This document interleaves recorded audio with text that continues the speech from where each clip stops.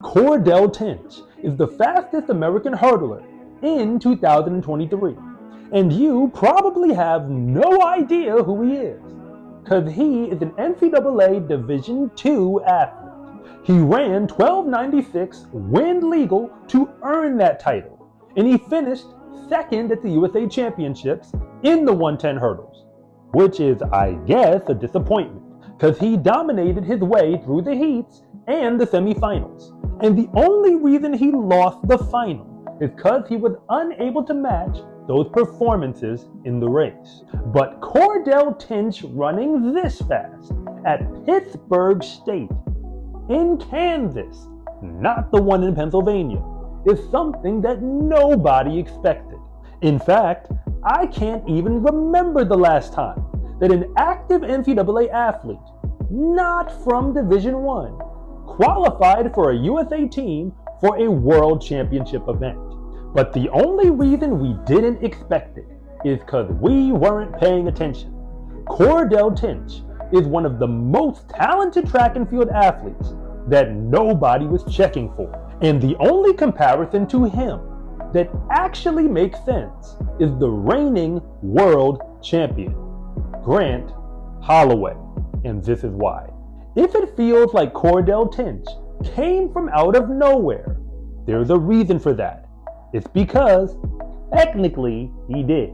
Before the 2023 season, he had not run a competitive 110 hurdle race since the year 2019. I'm not making this up. He literally disappeared from the track. He also didn't start his college career at Pittsburg State.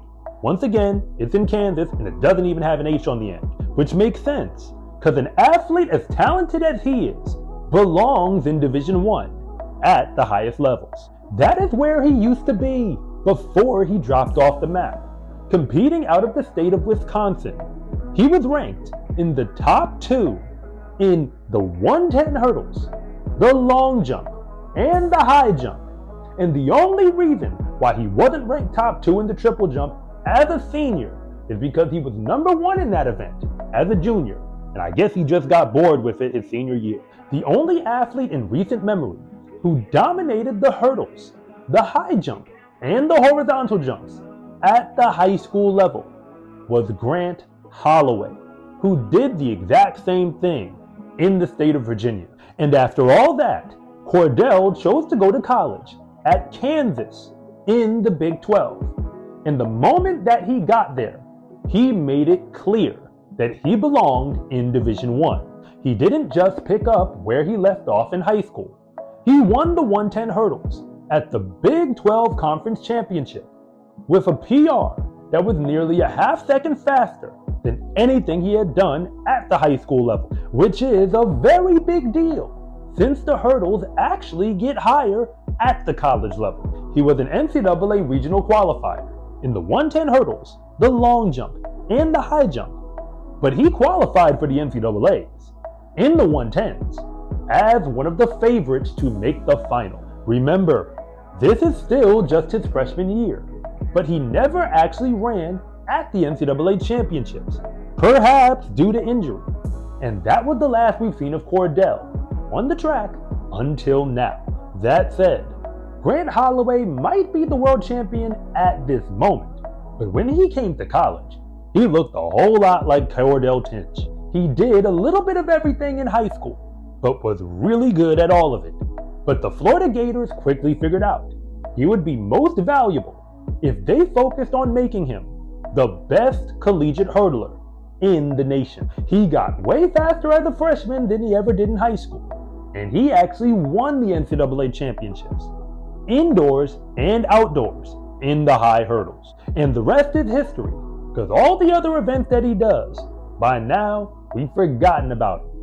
But we remember him, because he runs faster than almost anyone else has ever done in the 110 hurdles. Cordell disappeared for so long that nobody in collegiate track and field even remembers him.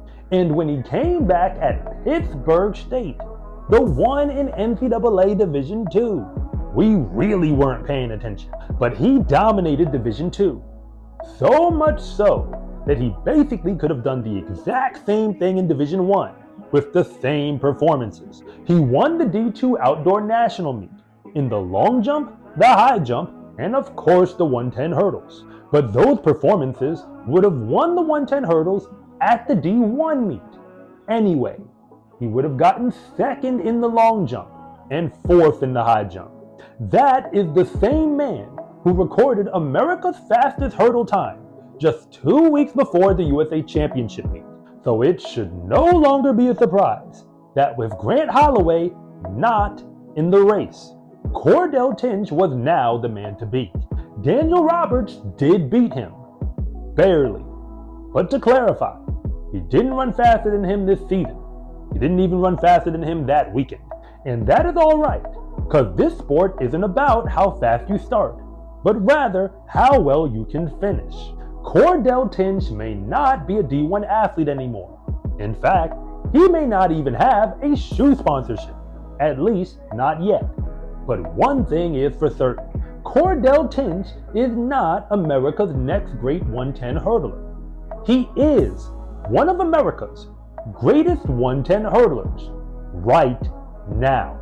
Only 10 American men have ever run faster than him, and he's top 20 in the world all time at this moment.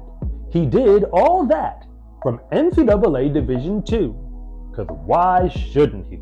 And if he can keep this up, he'll be right there on the podium for years to come with Grant Holloway, proving that he too has always been one of the greatest talents that we've ever seen on a track, regardless of whether he's hurdling or not.